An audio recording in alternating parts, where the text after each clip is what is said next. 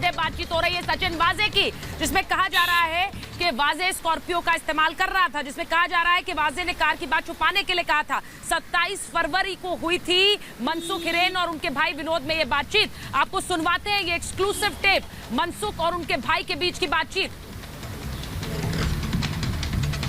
तो बड़ी खबर आपको बता रहे हैं, क्योंकि मनसुख हिरेन और उनके भाई विनोद के बीच बातचीत होती है।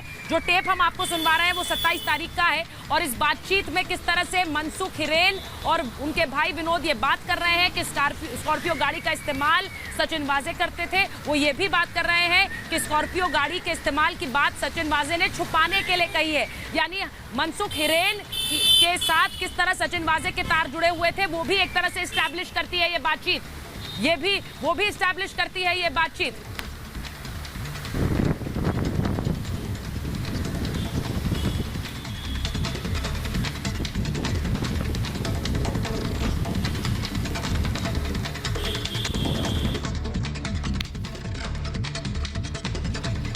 तो विनोद और मनसुख के बीच में जो बातचीत हुई है वो हम आपको बता दें। साफ तौर पर मनसुख ने जवाब दिया कि अब हमें कोई बयान नहीं देना चाहिए, सब कुछ हो चुका है, ये मनसुख जवाब दे रहे हैं। और उसके बाद में उनके भाई विनोद ने उनसे ये सवाल भी पूछा था कि आप सो गए क्या हुआ, ये सवाल पूछा गया विनोद की तरफ से मनसुख से, और मनसुख ने जवाब दिया कि अब हमें कोई बयान इस पूरे मामले में नहीं देना चाहिए, सब कुछ हो चुका है।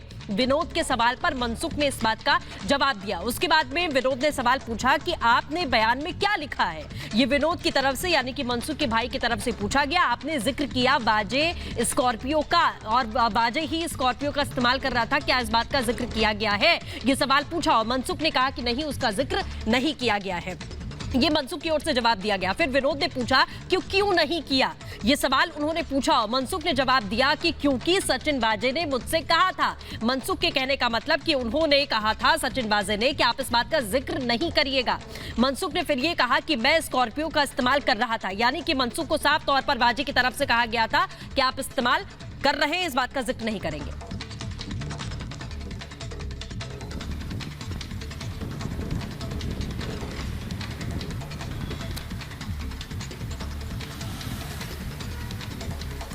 और क्या मनसुख हिरेन और उनके भाई विनोद के बीच क्या बातचीत हुई वो भी आपको सुनाते हैं। रिपब्लिक भारत की एक्सक्लूसिव खबर है जो दिखाती है कि किस तरह से सचिन वाजे इस्तेमाल कर रहा था मनसुख हिरेन की गाड़ी, वो स्कॉर्पियो गाड़ी जिसकी तस्वीरें भी आपने देखी है, जिसे लेकर तफ्तीश भी हुई है। सुनिए।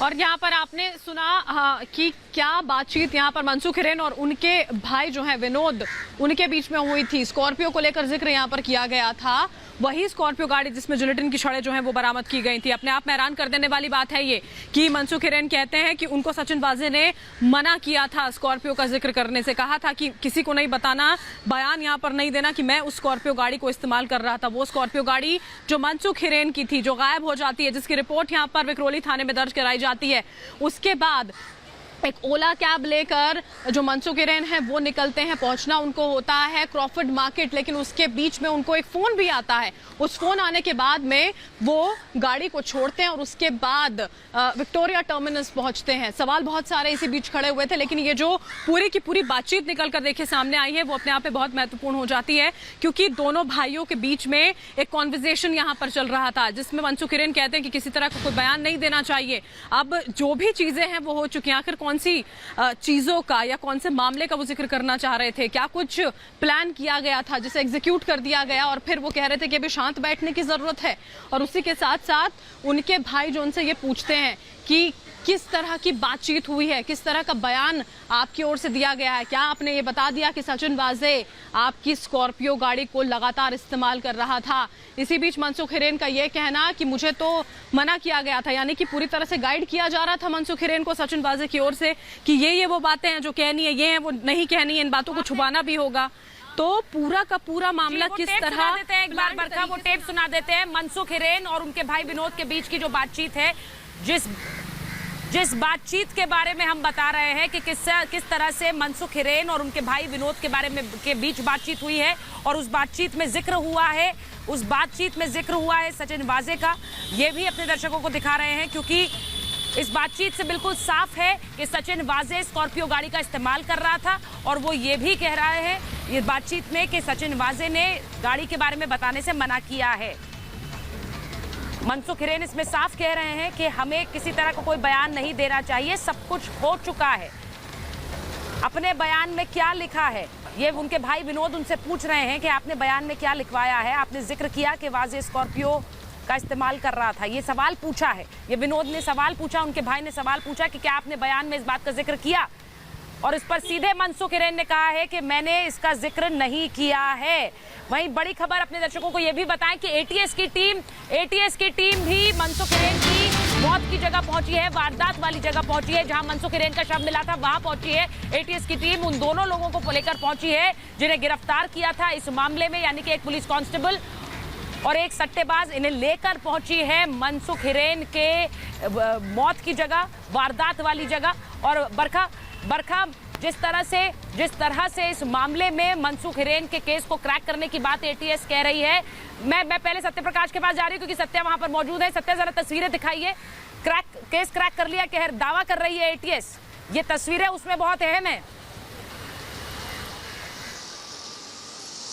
देखिए, थोड़ी देर पहले ही जो मुमरा का रेती बंदर जहां पे मनसुख की लाश मिली थी, शव मिला था 5 मार्च को, वहां पे एटीएस टीम पहुंची हुई थी जो कि कांस्टेबल को लेकर पहुंची थी जो अरेस्ट हुए थे। इस समय मैं मनसुख हिरेन के घर पे हूं। थोड़ी देर पहले ही एनआईए की टीम यहां से निकली है। लगभग 3 घंटे तक एनआईए की टीम यहाँ मौजूद थी। कई लोग तो जो तस्वीरें आपको दिखा रहे हैं वो किस तरह से मुमरा क्रीक, जहां पर मनसुख हिरेन का शव मिला था, वहां पर एटीएस की एक टीम पहुंचती है। आपको ये भी बताएं कि एटीएस की डीजी ने ये दावा किया कि उन्होंने इस केस को सॉल्व कर लिया है, क्रैक कर लिया है। अब इस केस को सॉल्व करने की बात अगर वो कह रहे हैं तो किन किन लोगों के आधार पर, कौन है वो लोग जिन्होंने मनसुख हिरेन की हत्या की, इसका खुलासा होना अभी बाकी है। लेकिन जिन 2 लोगों की गिरफ्तारी हुई है उनके बारे में भी आपको बता रहे हैं, एक पुलिस कांस्टेबल और एक मुंबई का सट्टेबाज, जिनको गिरफ्तार करने के बाद उनसे पूछताछ हुई है और उसी पूछताछ के बाद ये एटीएस डीजी का दावा किया कि उन्होंने इस केस को क्रैक कर लिया है। ऐसे में मनसुख हिरेन का हत्यारा कौन है वो नाम अभी तक सामने नहीं आया है, और उसी इन्वेस्टिगेशन की कड़ियों को जोड़ने का दावा कर रही है एटीएस। वो दावा कर रही है कि इस केस को सॉल्व कर लिया है। वहीं दूसरी तरफ एनआईए कस्टडी में है सचिन वाजे, वो सचिन वाजे जिसके बारे में बात मनसुख हिरेन अपनी इस कॉन्वर्सेशन में कर रहे थे, इस बातचीत में अपने भाई से कर रहे थे, जिक्र कर रहे थे कि बयान उन्होंने दर्ज कराया है, लेकिन उन्होंने वाजे का नाम नहीं लिया है। सचिन वाजे जो एनआईए कस्टडी में है, जिससे लगातार एनआईए पूछताछ कर चुकी है, 25 तारीख तक एनआईए कस्टडी में है, उसका नाम नहीं लिया है मनसुख हिरेन ने। ये उन्होंने अपने भाई को बताया, यानी बयान दर्ज कराया, और उनसे कहा गया था कि वाजे स्कॉर्पियो चला रहे थे, इस बात का जिक्र ना किया जाए।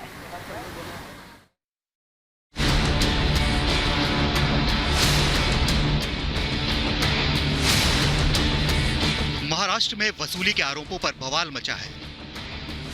मुंबई से दिल्ली तक बीजेपी आक्रामक है। संसद में भी सरकार को घेरते हुए बीजेपी सांसदों ने महाराष्ट्र के गृह मंत्री का इस्तीफा मांगा। इस बीच एनसीपी अध्यक्ष शरद पवार अनिल देशमुख के बचाव में आ गए। उन्होंने कहा कि देशमुख के इस्तीफे का सवाल ही नहीं है। सीधी बात ये साफ हो गई कि जिस समय में ये एलिगेशन किया था वो अनिल देशमुख हॉस्पिटलाइज थे। ये बात साफ होने के बाद ऐसे जो कुछ डिमांड है, इस डिमांड को कोई ताकत नहीं रही।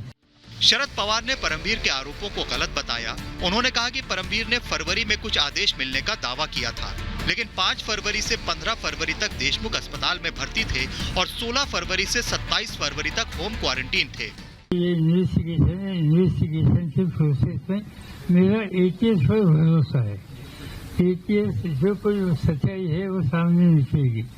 ऐसे समय मेरे जैसे लोगों ने कुछ कमेंट करना ये ठीक नहीं, कि जिसका गलत असर इन्वेस्टिगेशन के प्रोसेस पर होगा, और इसलिए इस बारे में मैं कुछ कहना नहीं चाहता। इस पर बीजेपी नेता अमित मालवीय ने शरद पवार के दावे पर सवाल उठा दिए। अनिल देशमुख का 15 फरवरी का ट्वीट करते हुए कहा कि 15 फरवरी को तो अनिल देशमुख प्रेस कॉन्फ्रेंस कर रहे थे, जबकि पवार कह रहे हैं कि अनिल देशमुख 5 से 15 फरवरी तक हॉस्पिटल में और 16 से 27 फरवरी तक घर में क्वारंटीन थे। इससे पहले संसद में अनिल देशमुख के इस्तीफे को लेकर खूब हंगामा हुआ और बीजेपी सांसदों ने अनिल देशमुख का इस्तीफा मांगा।